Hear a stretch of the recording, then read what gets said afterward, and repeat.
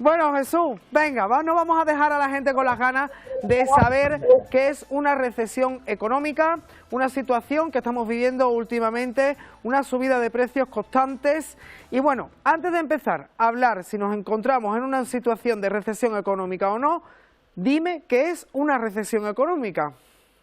Vale, bueno, Dani, pues disculpa por estos problemas de audio que Sin hemos problema, no tenido, pasa nada. cosas del directo, como tú dices. En primer lugar, antes de hablar de qué es exactamente una recesión económica, quizás sería conveniente para que los televidentes lo puedan entender mejor, que se entiende por el estudio de la macroeconomía en su conjunto, ¿vale? En economía solemos dividir básicamente el estudio de la economía en dos, lo que es la microeconomía o economía particular, personal, de la familia, y la macroeconomía o, como digo, el estudio de la economía en su conjunto. Y ahí me gusta a mí hacer asimilarlo a como cuando se va al médico, que tú vas para que te haga un estudio de tu salud, de tu estado físico. Pues cuando estudiamos la economía en su conjunto necesitamos el estudio de una serie de variables para indicarnos en qué estado de salud se encuentra esa economía. Esas variables son, por un lado, el nivel de crecimiento, que se mide a través del Producto Interior Bruto, son el valor económico de todos los productos y servicios finales listos para ser consumidos que se han producido en una economía durante un año. Por otro lado, y aparejado al nivel de crecimiento, va el nivel de empleo, que se mide a través de la tasa de desempleo. Ambos conceptos, tanto la producción como el desempleo, digamos que se manejan a través de lo que se denomina la política fiscal. Posteriormente está el nivel de precios, que se mide con la inflación, con el indicador del índice de precios al consumo, el IPC, que forma parte de la política monetaria. Y por último está lo que se denomina el equilibrio exterior, que son las operaciones que un país realiza con otros terceros países, tanto exportando, vendiendo al exterior, como importando, comprando productos y servicios del exterior para que entren en ese país. Bien, ¿qué se entendería como una economía sana? Pues aquella que crece, ¿vale?, anualmente, aquella que, aparejado a ese crecimiento, crea empleo, y yo ahí añadiría empleo de calidad, ¿de acuerdo? Una economía que no tiene un crecimiento excesivo o elevado de los precios, es decir, que no tiene inflación. El Banco Central Europeo marca el máximo de inflación en el 2% y ya ves en los niveles en los que estamos a día de hoy.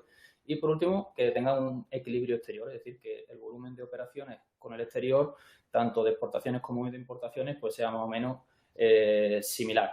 Además hay que tener en cuenta también que la economía no es estática, la economía tiene vida y a lo largo del tiempo pues hay periodos de crecimiento y periodos de decrecimiento que son los que se denominan de recesión. ¿Qué es una recesión? Volviendo a la pregunta que tú me comentabas anteriormente, pues se entiende en economía que un país o una región económica entra en recesión cuando su crecimiento ha sido negativo durante 2 trimestres consecutivos. Es decir, la variación de su Producto Interior Bruto, que es el indicador que mide el crecimiento de una economía, ha sido negativa en los 2 últimos trimestres. España, que es el país en el que vivimos nosotros, ¿ha entrado en recesión desde el punto de vista técnico? Aún no. Se publicó a finales de julio el último dato del Producto Interior Bruto por parte del Instituto Nacional de Estadística y nos indicaba que el crecimiento intertrimestral, es decir, comparando trimestre con trimestre, de este segundo trimestre respecto al primer trimestre del año 2022 fue del 1,1%. Y que el crecimiento del primer trimestre del 2022 fue del 0,2%. Es decir, ha habido un incremento del Producto Interior Bruto, un crecimiento de la producción en España del más 0,9%. ¿Qué ocurre? Que simplemente sumando el 0,2 que creció España en el primer trimestre más el 1,1 que ha crecido en el segundo trimestre, 0,2 más 1,1 es 1,3 y suponiendo que todo siguiera igual, pues alcanzaríamos quizás pues, unos niveles del 3% a final del 2022, cuando, sin embargo, las previsiones del Fondo Monetario Internacional para España eran de un crecimiento del 4% para el 2022 y las previsiones, obviamente, del Gobierno de España, que son siempre muy optimistas, eran del 4,7%. Hasta ahí te puedo contar. Pregúntame. Estupendo, vale. Perfecto, más que nada para ponernos en situación, porque se está escuchando muchísimo el tema de la inflación, el tema de la recesión económica, la gente pues está entrando un poco como que en colapso, ¿no? Está entrando un poco la gente como que va a venir una crisis económica de nuevo. Bueno, eso te lo preguntaré ahora, no es la pregunta de ahora mismo, pero sí que es verdad que ya hemos hablado de lo que lo provoca, ¿no? Esta recesión económica lo ha explicado perfectamente, pero ¿qué supondría para todos nosotros el estar inmerso en una situación de recesión? Bueno, si verdaderamente se entra en recesión, que parece ser que los indicadores adelantados que están saliendo nos llevan a ese proceso, a ese periodo económico, que como he dicho anteriormente, de crecimiento o un crecimiento negativo de la producción a nivel nacional, pues lo que lleva aparejado primero es un aumento del desempleo, es decir, se va a destruir empleo, porque si se crece menos, quiere decir que se produce menos y, por tanto, las empresas, al producir menos, pues tienen que recortar costes y normalmente el primer recorte se realiza vía trabajadores. Aumentará el desempleo. El aumento del desempleo en un país pues lleva aparejado que el gobierno de ese país tenga que implementar políticas de transferencia de renta desde el gobierno, desde el Estado, para ayudar a todos esos desempleados, con lo cual aumenta el gasto público. Si aumenta el gasto público, aumentará al mismo tiempo lo que se denomina el déficit público. ¿Por qué? Pues porque el déficit es la diferencia entre los gastos del Estado y los ingresos del Estado. Y España tradicionalmente tiene déficit público. Si aumenta el déficit público y se quiere seguir gastando para tratar de ayudar a todas esas personas que se han quedado desempleadas, transfiriéndole renta, como por ejemplo puede ser el pago de la prestación por desempleo, pues el gobierno tendrá que buscar ese dinero de algún sitio. Puede buscarlo aumentando los impuestos, que es una política o una medida nada popular y que los gobiernos normalmente no se atreven a llevarla a cabo, aunque ahora yo digo una opinión personal que si todavía se aumentan más los impuestos es que ya nos van a terminar de quitar el último billete que tengamos en el bolsillo. Y la otra opción que tiene el gobierno para poder seguir gastando es pedirlo prestado, endeudarse, que es lo que hace habitualmente el gobierno, el Estado, pide dinero en el mercado financiero y los inversores pues se lo prestan a cambio de un tipo de interés. Actualmente, o desde los últimos años o desde la pandemia para acá, ha resultado relativamente barato endeudarse por parte de los gobiernos porque, derivado de la crisis de la pandemia de la COVID-19, el Banco Central Europeo, que es el máximo organismo en materia monetaria, tomó la decisión de ayudar a los gobiernos para tratar de reactivar la economía comprando toda la deuda que emitieran esos gobiernos, además a un tipo de interés cero. Es decir, salía prácticamente gratis endeudarse. Los gobiernos que hicieron, pues, endeudarse para poder gastar más. ¿Qué ocurre ahora? Que el Banco Central Europeo, para reducir la inflación, porque estamos en un periodo inflacionista, ha tomado la decisión de subir los tipos de interés. Si suben los tipos de interés, quiere decir que todo aquel que se endeude va a tener que pagar un precio más caro por pedir el dinero prestado. Si España ya de por sí está súper endeudada porque su endeudamiento supera más del 100% de lo que se produce, más del 100% del PIB, en el primer trimestre era concretamente el 117% de lo que se produce en España, suponía el nivel de deuda del país, pues si encima de que tienes mucha deuda va a costarte más cara, pues mal asunto. Claro. Bueno, Jesús, hablábamos también, una de las consecuencias que nos decía es el paro, la destrucción de empleo, por consecuencia, pobreza, ¿no? Estamos hablando en este caso de este tema tan escabroso, pero es la realidad. Y bueno, te quería preguntar, porque claro, ya pasamos hace ahora 14 años una crisis económica, en 2008 precisamente, y bueno, ¿crees que la estrategia de liberación de esta crisis ha fallado? Por eso estamos ahora mismo en este momento, ¿o hay algunos aspectos por detrás a señalar? Bueno, básicamente la crisis financiera se puede decir que fue una crisis de deuda, porque tanto los estados como los agentes económicos, familias y empresas, pues tenían un nivel de endeudamiento superior a lo que ellos podían afrontar. Yo he de decir que soy un defensor de la deuda, porque entiendo que la deuda es necesaria para que la economía se mueva, pero siempre y cuando sea una deuda sana, es decir, sea una deuda que tú tengas posibilidades de devolverla. Cuando tú te endeudas por encima de tus posibilidades, ahí es donde vienen los problemas. Claro. Entonces, en la crisis del 2008, el endeudamiento era superior y eso provocó el caos y la paralización y la entrada en una crisis financiera que a la postre se convirtió en una crisis económica y social. Desde entonces para acá, pues se han ido reduciendo el nivel de endeudamiento de los países, se ha ido reduciendo el nivel de endeudamiento tanto de empresas como particulares, del sector privado, pero no se ha llegado a los niveles que quizás fueran óptimos. ¿Qué ocurre? Que por el camino pues nos hemos encontrado con una crisis derivada de la pandemia de la COVID-19, una crisis a nivel global, que provocó que los gobiernos, para tratar de reactivar la economía, como he comentado anteriormente, pues se les permitiera volver a gastar más por parte de las autoridades monetarias, la Reserva Federal en Estados Unidos, el Banco de Inglaterra en Reino Unido o el Banco Central Europeo aquí en la Unión Europea. Eso, digamos que paralizó esa limpieza de deuda, la ha vuelto a aumentar y ahora nos encontramos con una crisis inflacionista como la que tenemos, que para poder paliarla habría que aplicar desde el punto de vista fiscal una política que se denomina expansiva, es decir, restrictiva, para poder bajar el nivel de precios. Lo que habría que hacer sería gastar menos desde el punto de vista del sector público y aumentar los impuestos para que de esa manera se redujera la renta disponible que tienen las empresas y las familias, se consumiera menos, se invirtiera menos, disminuyera la demanda. Y al disminuir la demanda, disminuyen los precios. Al disminuir los precios, disminuye la inflación. Pero claro, si, por otro lado, para reducir el nivel de precios, el nivel de inflación, lo que estamos haciendo es disminuir el gasto público y aumentar los impuestos, y estamos viendo de que los niveles de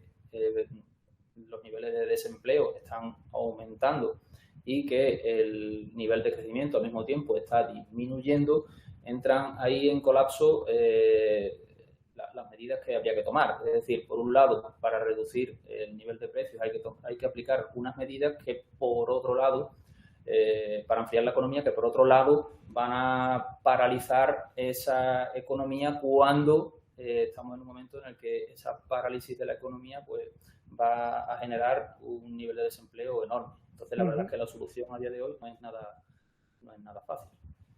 Bueno, ¿y crees que, bueno, para calmar o para alertar, no sé ya en el sentido, podría desencadenar una recesión, que todavía no es el momento, pero podría desencadenar todo esto en una nueva crisis económica, Jesús? A ver, yo no soy adivino, no me puedo aventurar a decir si va a ocurrir esto o va a ocurrir lo otro, pero lo que sí parece ser que ahora, cuando termine esta época estival, que suele ser una época donde se crea empleo y donde se produce bastante aquí en España, recordemos que España tiene un modelo productivo basado en sol y playa, turismo. Cuando acabe esta ola de turismo, pues los índices del Producto Interior Bruto, pues es probable que se vean reducidos, y si disminuye el crecimiento, disminuye el Producto Interior Bruto, aumente el desempleo.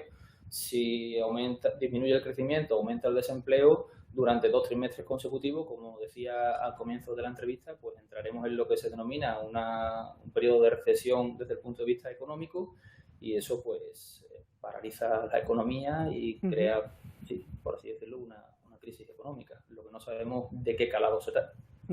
Jesús, aspectos externos a nuestro país, por ejemplo, bueno, como es la crisis del COVID-19, ¿no? ¿También tiene que ver la guerra de Ucrania en todo esto? Claro, a ver, si te estás refiriendo al problema de inflación que tenemos a día de hoy, sí. La inflación se puede achacar al conflicto Rusia-Ucrania. Obviamente eso ha provocado que se reduzca la cantidad de materia prima y de recursos energéticos en el mercado, y en todo mercado, cuando se reduce la oferta, pues los precios tienden a subir. Yo siempre pongo el mismo ejemplo: un año en el que la campaña de trigo, que es un producto que se cosecha aquí en nuestra zona, hay menos trigo, pues el precio del trigo suele ser más caro. Pues cuando se reduce la materia prima, se reducen los productos energéticos derivados de un conflicto bélico, el precio de esas materias primas, el precio de esos recursos energéticos tiende a subir. Eso por el lado de la oferta. Pero el principal motivo que ha llevado a esta situación inflacionista quizás sea por el lado de la demanda. Viene derivado por esa política monetaria del Banco Central Europeo que viene aplicando desde la crisis del 2008 y que se acrecentó con la crisis de la pandemia en 2019-2020, que consistió en una política de tipos de interés excesivamente bajos.